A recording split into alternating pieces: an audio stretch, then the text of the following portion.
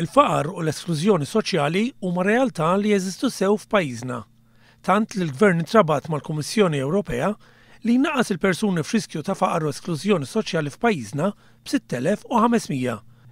Jirriżulta iżda li l-Gvern qed ifalli milli jilħaq din il-mira li jagħmel huwa stess.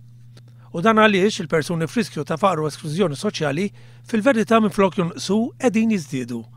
Fil-fatt skont il-kalkoli tal-Kummissjoni Ewropea għal sena wara l-oħra, fuq medda ta' 5 snin sħaħ żdiedu f'pajjiżna l-persuni f'riskju ta' faqar u esklużjoni soċjali.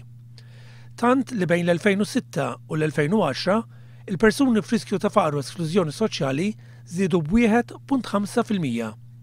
Mill-kalkoli tal-Kummissjoni Ewropea jirriżulta li fuq medda ta' sena waħda biss il-persuni f'riskju ta' faqar u esklużjoni soċjali f'pajjiżna żdiedu b'2000. Fil-fatt, waqt li fl-2009 il-persuni f'riskju ta' faqar u esklużjoni soċjali f'pajjiżna kienu jammontaw għal 82,000, sa sena wara dawn żdiedu għal 84,000, meta l-Gvern huwa marbut mal-Kummissjoni Ewropea li jnaqqashom b'6,500. Fuq din il-bażi, il-Kummissjoni ddikjarat li l-Gvern m'għamel ebda progress biex naqqas in-numru ta' persuni li jinsabu jgħixu f'riskju ta' faqar jew esklużjoni soċjali.